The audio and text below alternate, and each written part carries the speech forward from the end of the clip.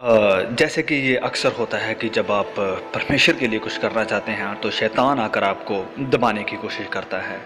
मैं भी अचानक से सोचने लगा कि मुझे इस फ़िल्म के लिए हाँ नहीं करनी चाहिए थी और मैंने तो इतने गलत काम किए हैं, जब लोगों को पता चलेगा तो ये सही नहीं होगा और मुझे इस फ़िल्म के लिए ना कर देनी चाहिए, मैं इस मूवी के लायक नहीं हूँ। और फिर डायरेक्टर ने भी मुझे कॉल किया और कहा कि शायद इस फ़िल्म के बाद तुम इस शहर में एक्टिंग नहीं कर पाओगे और इसके लिए मैं ज़िम्मेदार नहीं होना चाहता। और मुझे भी डर लगने लगा और फिर मुझे एहसास हुआ कि इस काम के लिए परमेश्वर मुझे लेकर आए हैं।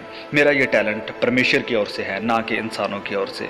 और मैंने अपने आप से कहा कि हम सब बुलाए गए हैं अपनी अपनी सलीब उठाने के लिए, और अगर हम अपनी सलीब को नहीं उठाएंगे तो इसके वजन से ज़रूर कुचले जाएंगे। जब सवाल आता है इस फिल्म को करने के बारे में तो मैं सोचता हूँ कि अगर हमने ये मूवी किसी नियंत्रण सेटिंग में की होती तो आप शायद असल प्रदर्शन को कभी नहीं देख पाते। ये सच में बहुत ही दर्दनाक और पीड़ा से भरा हुआ था। शुरुआत में ही मेरी हालत बहुत बुरी हो चुकी थी और मैंने पूरी कोशिश की कि मैं यीशु के जैसे बन सकूं, क्योंकि मैं नहीं चाहता था कि लोग मुझे देखें। मैं चाहता था कि लोग यीशु मसीह को देख सकें, कि जब लोग इस मूवी को देखें तो वो अपने आप को देख सकें जैसे कि हम अपने आप को देखते हैं, ऐसे नहीं पर परमेश्वर की नज़र से कि वो हमें कैसे देखता है। अनजाने में मुझे बहुत कोड़े भी लग गए थे और मैं बुरी तरह से चोटिल हो गया था। जब मैं स्लीव को उठाया हुआ था तो मेरा ये कंधा बुरी तरह से जख्मी था। मूवी को करने से पहले मेरा वज़न तकरीबन 210 पाउंड के आसपास था, पर मूवी के बाद जब मैं स्लीव पर था मेरा वज़न 168 पाउंड ही रह गया था। मैं बहुत बीमार हो चुका था, मेरे दोनों फेफड़े तरल पदार्थ से भर गए थे, निमोनिया हो गया था। और जब शूटिंग ख़त्म हुई तो बहुत से लोग इस बारे में नहीं जानते हैं और मैं ज़्यादा बात भी नहीं करता, लेकिन मुझे दिल की सर्जरी करवानी पड़ी थी और शूटिंग के अंतिम दिन में आसमानी बिजली मुझ पर गिर पड़ी थी। और इस फिल्म की शूटिंग के वक्त मैं बहुत ही एक गहरी परिस्थिति में था और पूरी शूटिंग के दौरान मैं लगातार प्रार्थना करता रहता और वचनों पर मनन करता था। और जैसे कि आप कहोगे कि मैं चरित्र में कैसे बना रहा, तो ये एक बहुत ही एक ज़रूरी सवाल है, क्योंकि मैं जानता था कि लोग यीशु को तभी देख पाएंगे अगर हम प्रार्थना और उपवास में बने रहे। और मैं आपको बताना चाहता हूँ कि उपवास रखना तो शीघ्र था मेरे बीमार होने की वजह से। और फिर मूवी के अंत में जब मैं स्लीप पर था तो मेरा पूरा शरीर नीला पड़ गया था। ये कोई मेकअप नहीं था, मेरा शरीर सचमुच नीला पड़ गया था।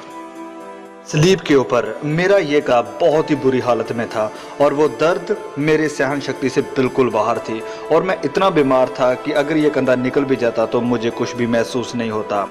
और मेरे दिल में भी मुझे कुछ समस्या महसूस हो रही थी। और फिर जब डॉक्टर ने मशीन लगाकर चेकअप किया तो उसने हमारे डायरेक्टर मेल गिब्सन से कहा कि ये मर सकता है। तो हमारे मेल गिब्सन भी सोचने लगे और फिर मुझसे कहा कि जिम क्या करना है।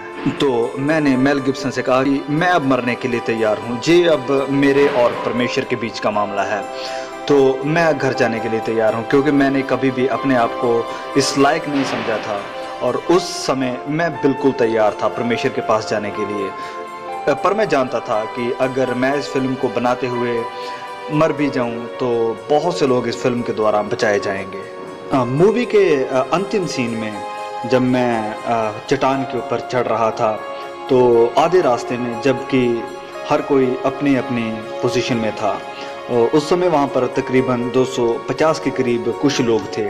तो रास्ते में ही मुझे एक साया महसूस हुआ। ये एक बुरी आत्मा थी, मुझे भटकाने के लिए कहा कि तुम तो मर रहे हो।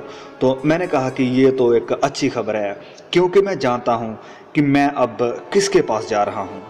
स्लीप के ऊपर जब मैं तो मुझे सांस लेने में बहुत तकलीफ़ हो रही थी, क्योंकि ये सच्चाई है कि जब स्लीप के ऊपर किसी की मृत्यु होती है तो वो दम घुट के ही होती है। और शारीरिक तौर पर मैं भी इसी तकलीफ़ से जूझ रहा था। शायद हमारा प्रभु चाहता था कि मैं भी उस दर्द को महसूस करूं जो उसने सहन किया था, पर परमेश्वर मुझे संभाल रहा था और मेरा हाथ पकड़े हुए था और वो शायद चाहता था कि तुम कहाँ तक मेरे साथ चल सकते हो।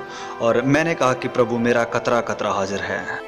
अंत में मैं कहना चाहता हूं कि सप्ताह में सिर्फ एक बार प्रैक्टिस करके आप ओलंपिक एथलीट या फिर विश्व प्रसिद्ध चैंपियन नहीं बन सकते हैं। यीशु को अपने जीवन में आपको हर पल प्रतिदिन लेना है। यीशु ही आपकी सच्चाई है, वो आपकी जिंदगी है, वो आपके साथ हर पल रहना चाहता है, आपके जीवन का वो कोच है। जब आप गिरते हैं तो वो आपको हिम्मत देता है फिर से चलने की, वो आपको सहारा देता है, वो चाहता है कि आप उसके लिए और ज़्यादा, वो आपको उत्साहित करता है कि आप उपवास करें, लगातार प्रार्थना करें, सप्ताह में बस एक बार नहीं बल्कि प्रतिदिन। आप में से जितनों ने यीशु को ग्रहण किया है उसे आप दिल में बिठा कर रखें, क्योंकि जब कभी भी आप पाप करते हैं आप उसका इनकार करते हैं। पवित्र बनो जैसे कि आपका बुलाने वाला भी पवित्र है।